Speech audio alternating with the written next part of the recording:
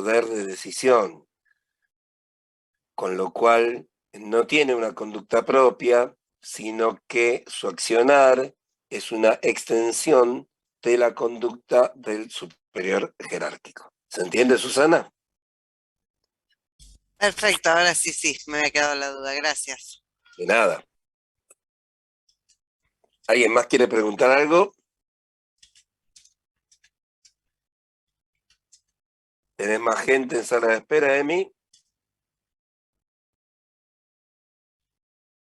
No, no tengo a nadie. Bueno, entonces vamos a comenzar con el principio de competencia, que es el segundo de los que le había mencionado. Principio de competencia. Bien. El principio de competencia se refiere al conjunto de atribuciones y facultades, conjunto de atribuciones y facultades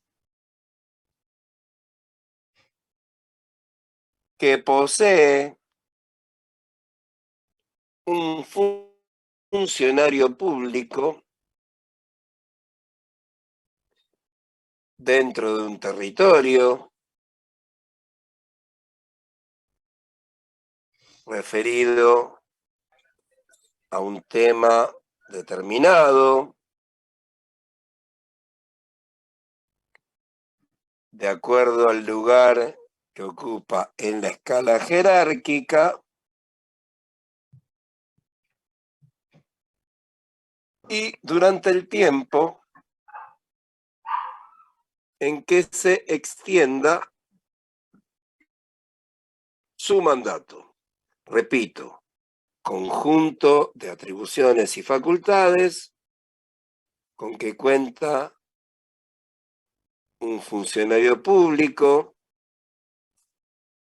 para ejercer las funciones que le son propias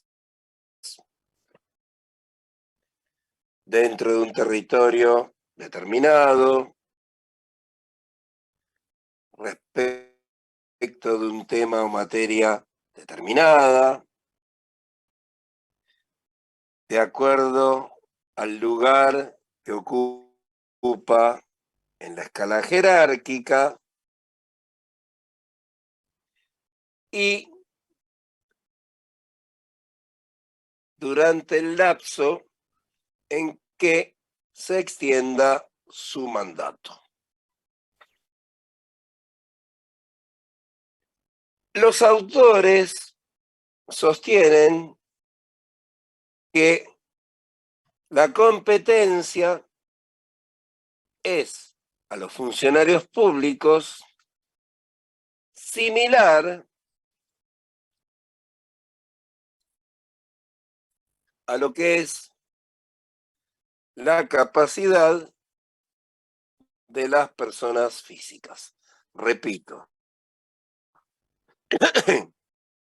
los autores sostienen que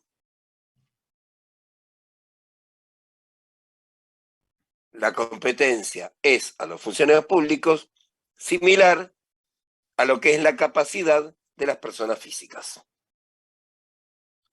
Pero con dos excepciones. La primera consiste en que existe la incompetencia absoluta,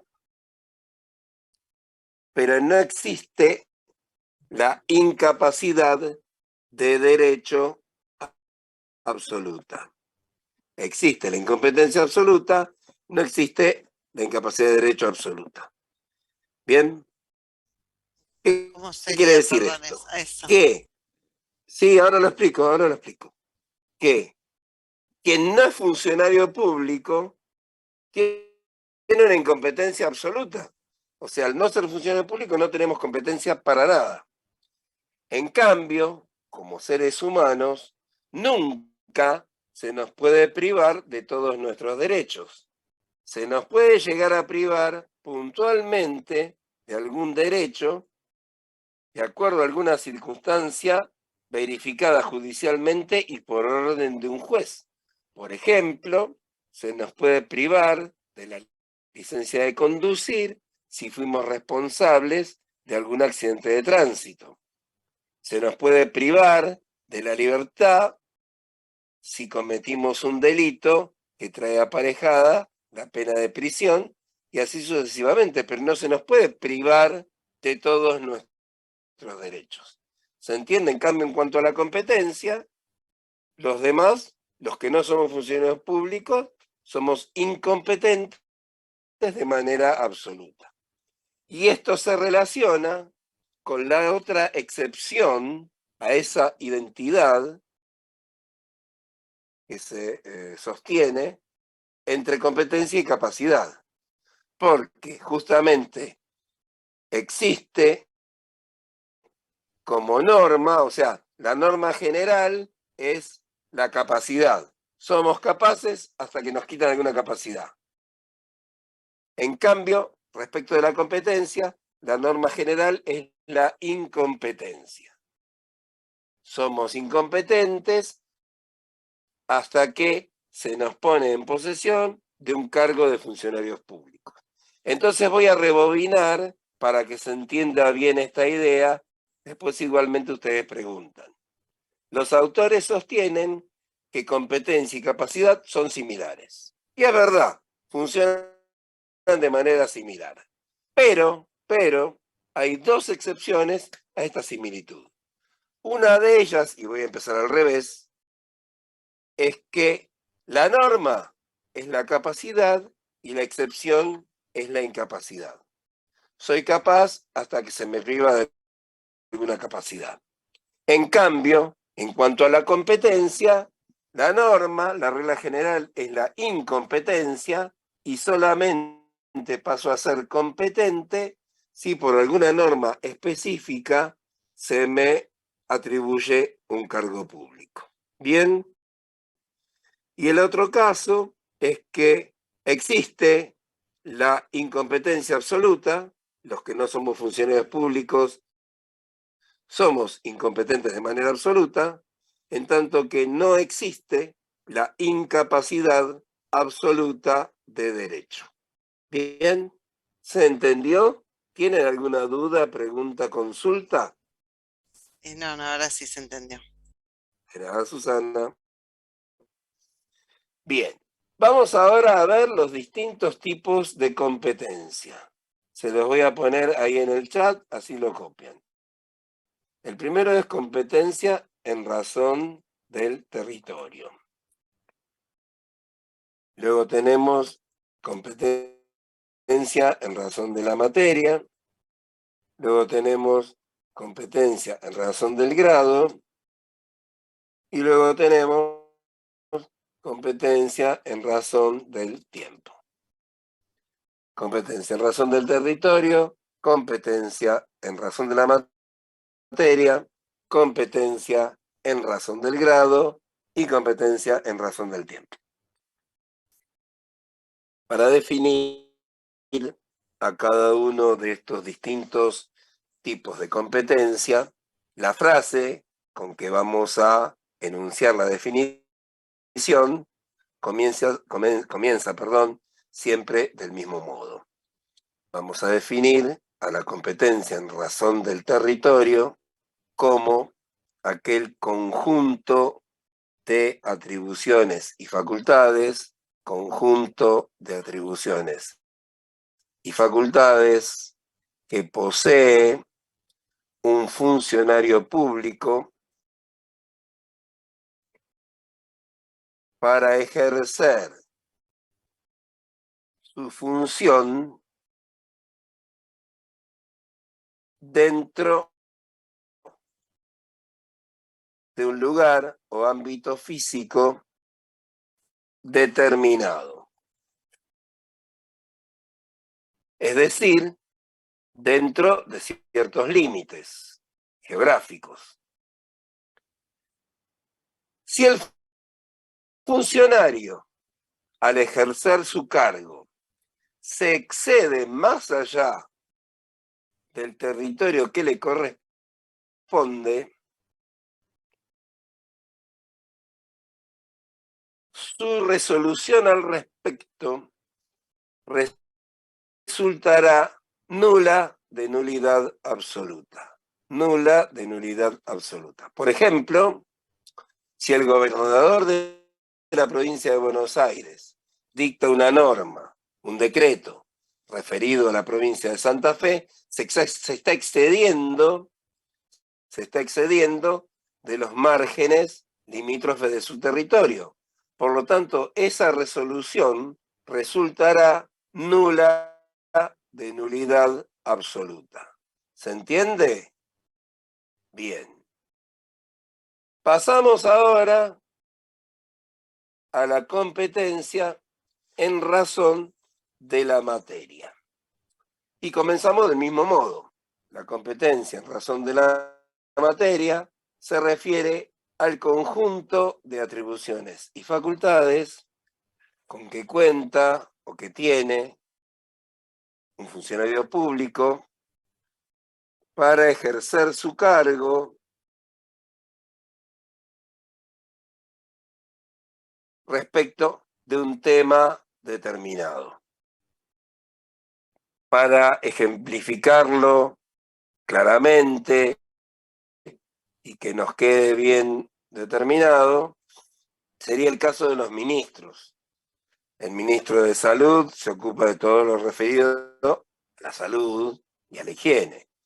El ministro de Seguridad se ocupa de todo el tema de seguridad, el de defensa, de las Fuerzas Armadas, etcétera, etcétera, etcétera. Y en este caso también tenemos que mencionar que si un funcionario público excede el marco de su materia, inmiscuyéndose con una resolución en una materia que no le es propia, dicha resolución resultará también nula de nulidad absoluta. Aunque en este caso debemos hablar de un tipo de excepción que se aplica cuando se encuentra ausente el ministro de alguna cartera y se debe suscribir de manera medianamente urgente algún tipo de resolución. Entonces, de acuerdo a un orden de prelación, se designa, mejor dicho, a otro ministro para que la suscriba en ausencia del ministro titular de esa cartera. Por ejemplo, puede pasar que el ministro de Transporte esté ausente y una resolución de transporte la firme el ministro de Seguridad. Pero eso debe estar avalado por alguna normativa que establezca ese orden de reemplazos. Bien. El tercer tipo de competencia, que es la competencia en razón del grado, es aquella que tiene quizás más particularidades. Vamos a comenzar definiéndola diciendo que la competencia en razón del grado es aquel conjunto de atribuciones y facultades que posee un funcionario público de acuerdo al lugar que ocupa en la escala jerárquica. Primero tenemos que decir que de los distintos tipos de competencia es el que se relaciona en forma directa e inmediata con el principio de jerarquía, porque acá también estamos hablando de lugares dentro de la escala jerárquica. Eso por un lado. Y en segundo término, tenemos que mencionar que dentro de la competencia en razón del grado existen dos institutos, dos situaciones que debemos estudiar, que son y lo escribo acá al costado, la avocación, así con B corta, y la delegación. Avocación y delegación. Cuando hablamos de avocación, nos estamos refiriendo a aquella situación en la cual el superior jerárquico toma para sí atribuciones que le son propias a un inferior jerárquico. Repito, la avocación se produce cuando un superior jerárquico toma para sí atribuciones que le son propias a un inferior jerárquico.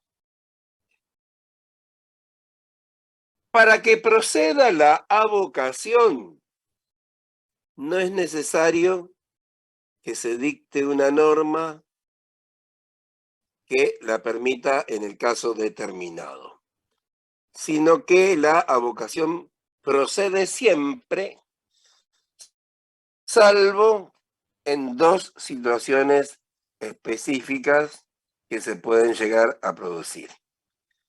La primera es aquella en la cual existe una norma que expresamente prohíbe la avocación de un tema determinado. Primera excepción a la regla general de que la avocación siempre se da cuando existe una norma que expresamente la prohíbe. Y la segunda excepción se verifica cuando el inferior jerárquico es una oficina técnica. ¿Qué queremos decir con esto? Bueno, voy a dar un ejemplo para que se entienda mejor. Dentro del ámbito municipal, cualquier resolución que tome, o la mayoría de las resoluciones que tome el intendente, deben pasar por la Dirección de Asuntos Jurídicos. Puede ocurrir que el intendente sea abogado, por lo tanto tiene, hipotéticamente, el conocimiento y el título como para interpretar su propia decisión y aprobarla a sí mismo o no. Pero, en el caso de esas resoluciones, obligatoriamente las mismas deben pasar por la Dirección de Asuntos Jurídicos. No puede el intendente tomar la facultad que le es propia a la oficina técnica. Esa es la otra situación en la cual no procede la avocación. Repito entonces, cuando una norma expresamente la prohíbe o cuando el inferior jerárquico es una oficina técnica. En cambio, la delegación sigue el camino inverso. La delegación sigue el camino inverso. ¿Por qué?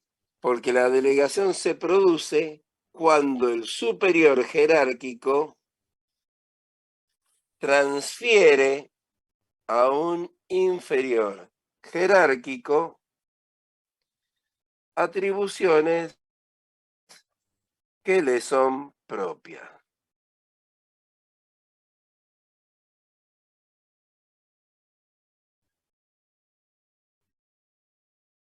La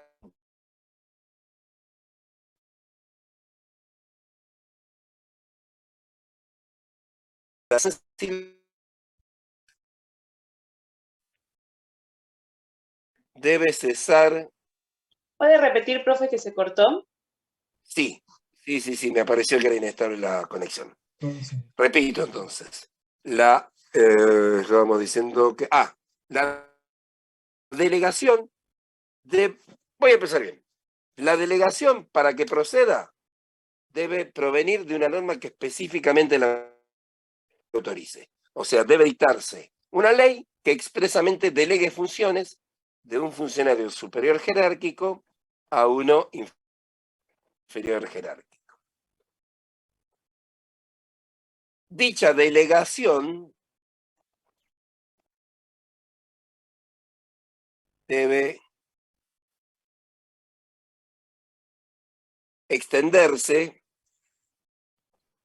durante el menor lapso posible y cesar cuando pasaron las circunstancias que justificaron dicha transferencia de atribuciones.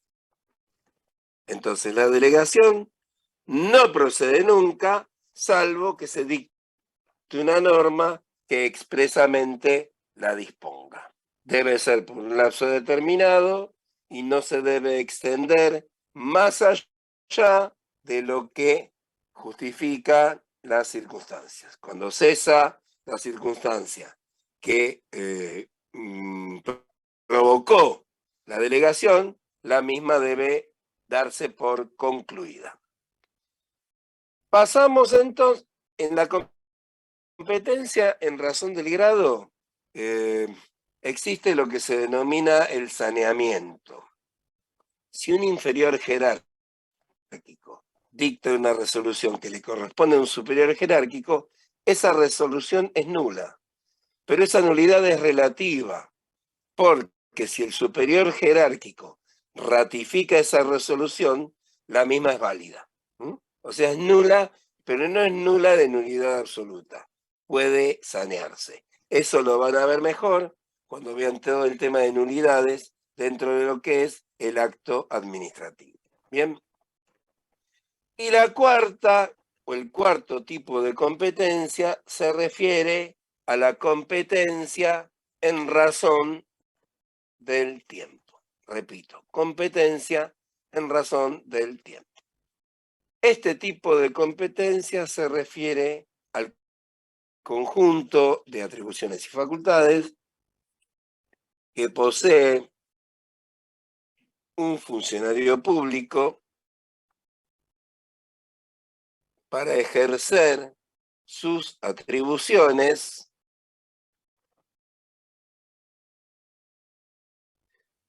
durante el lapso en que se extiende su permanencia en el cargo. Repito, conjunto de atribuciones y facultades que posee un funcionario público para ejercer las funciones que le son propias durante el lapso en que permanece en el cargo, es decir, del principio al fin de su mandato. Bien, vamos a mencionar cuándo inicia la competencia en razón del tiempo de un funcionario público. Para que la competencia en razón del tiempo comience a tener efecto, necesariamente el funcionario público debe haber sido designado, pero esa designación no es suficiente, sino que también se lo debe haber puesto, colocado en posesión del cargo, siguiendo todo el conjunto de formalidades que le exige la normativa vigente. Es decir, debe estar designado y puesto en posesión del cargo. Asumir el cargo, obviamente, va a ser mediante el juramento o como se coloque en el cargo. Bien, ese es el inicio de la competencia en razón del tiempo. Ahora bien, ¿hasta cuándo se extiende? Hay distintos supuestos. El primero es que la competencia en razón del tiempo se extiende desde que se inició, como lo mencioné antes, hasta que finaliza el periodo para el cual fue designado el funcionario. Ejemplo, el presidente cuando vencen los 4 años. El segundo supuesto de finalización de la competencia en razón del tiempo se da con la muerte del funcionario público. Obviamente no va a poder tener más competencia. El tercer supuesto se da con la jubilación del funcionario público, deja de estar en actividad para ser jubilado. Espérenme un segundito. Ya estoy con usted, un segundo.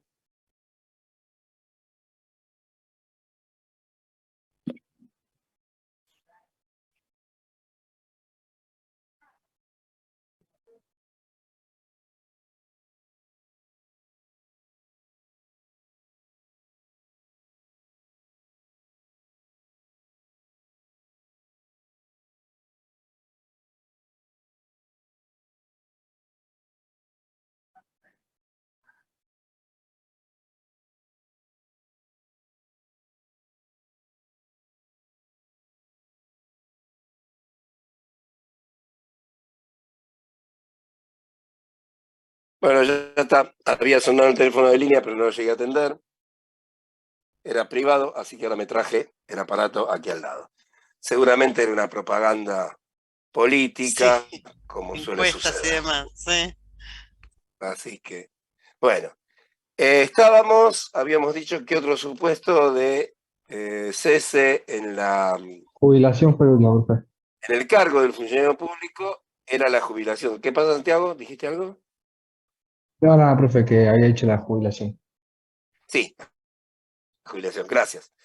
Bien, otro caso en que cesa la competencia en razón del tiempo es la destitución. Cuando el funcionario público es destituido por mal ejercicio de sus funciones, siguiendo la normativa vigente. Ahí, antes de seguir, tiempo restante de reunión, 9 minutos 50 segundos. Vamos a entrar nuevamente con mismo link, ID y contraseña. ¿Emi? Sí, perfecto. Bien.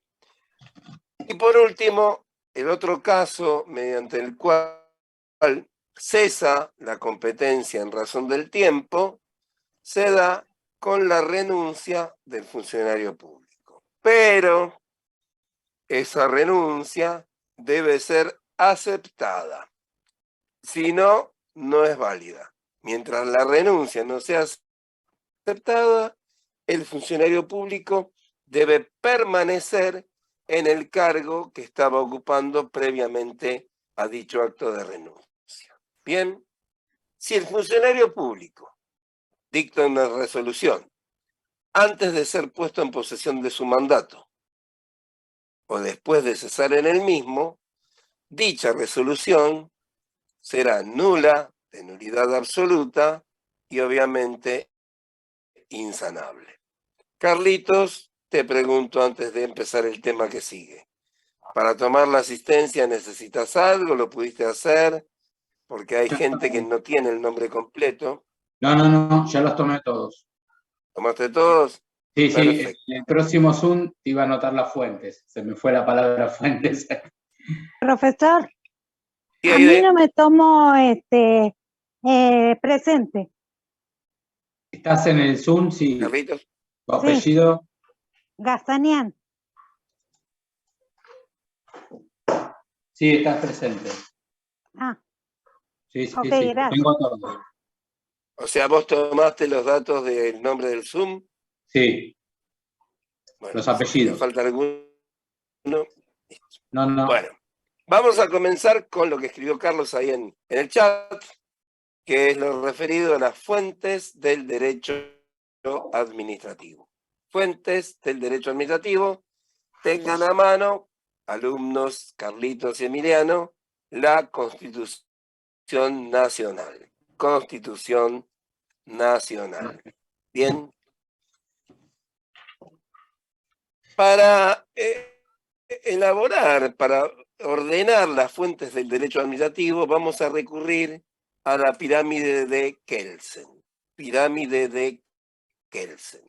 La pirámide de Kelsen es, como su nombre bien lo dice, una pirámide en cuyo vértice superior se encuentra la fuente del derecho administrativo de mayor jerarquía y en la base la fuente del derecho administrativo de menor jerarquía.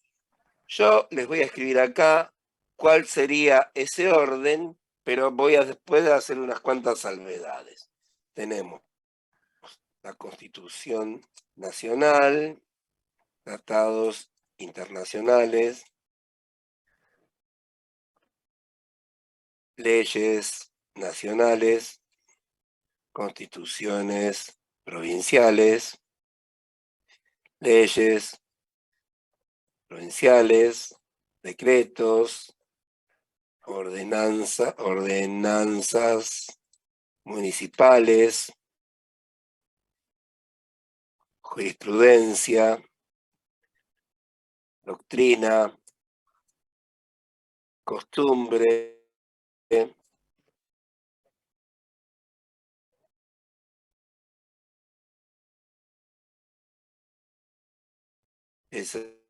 leyes análogas y principios generales del derecho. Primero les voy a definir lo que es una fuente. Una fuente es como las fuentes de agua. La fuente de agua es de donde surge el agua. Bien, las fuentes del derecho administrativo es aquello de donde surge, obviamente, el derecho administrativo. La fuente más importante del derecho administrativo, con una salvedad que vamos a hacer después, es la Constitución Nacional. Constitución Nacional. La Constitución Nacional es la ley suprema de la nación. Ley suprema de la nación. Toda la normativa emanada de las fuentes de menor jerarquía se debe adecuar al texto de la Constitución Nacional, puesto que de lo contrario, cualquier juez del territorio puede declarar su inconstitucionalidad. Repito, si una norma de menor jerarquía no se adecua a la Constitución Nacional, esa norma de menor jerarquía puede ser declarada inconstitucional y perder su validez en el caso concreto. Julián, ¿querés preguntar algo? No. Ok. Bien. Subrayo que la inconstitucionalidad se da en el caso concreto. Si una norma es declarada inconstitucional en un juicio, esa inconstitucionalidad no puede ser aplicada automáticamente en los demás casos similares. El interesado deberá peticionar la inconstitucionalidad en el proceso correspondiente. Bien. Bueno, dicho esto, vamos a decir que la Constitución Nacional fue dictada inicialmente en el año 1853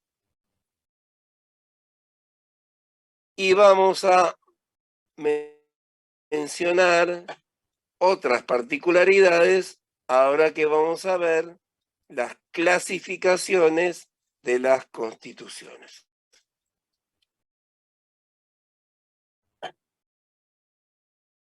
Las voy a escribir, las copian y después las desarrollamos en Zoom siguiente. Según su texto, pueden ser 1, escritas, 2, no escritas. Según su facilidad de modificación, pueden ser 1, flexibles, 2, rígidas, 3, pétreas. Y según los derechos que defiende, tenemos constituciones liberales y constituciones sociales. Repito, según su texto, tenemos constituciones escritas y constituciones no escritas. Según su facilidad de modificación, tenemos constituciones flexibles, constituciones rígidas y constituciones pétreas. Y según los derechos que defiende, tenemos constituciones liberales y constituciones sociales. Bien, de los temas que hemos visto en este segundo Zoom, ¿quieren preguntar algo? Bueno, entonces, Emiliano, vamos a cerrar este Zoom, salimos y volvemos a entrar con el mismo link, ¿de acuerdo? Pero un segundo, profe, que termino de copiar, Sí, Si no, se me va. bueno, esperamos. Espero. Igual después lo voy a repetir, ¿eh? ¿Alguien más tiene que seguir copiando? No, era Bueno. cuando hablaba de la inconstitucionalidad de una ley, se plantea, ahí me perdí, en caso de concretarse es declarada En inconstitucional. el caso concreto, En un si juicio. se declara inconstitucional es para un juicio donde se declara inconstitucionalidad, no se puede aplicar a otros No puede casos ser que no aplicada. atañen a ese juicio, ¿eh? Ah, Exacto. ok. Para las partes Muy en bien. el juicio, próximo lugar. Bueno, salimos, volvemos a entrar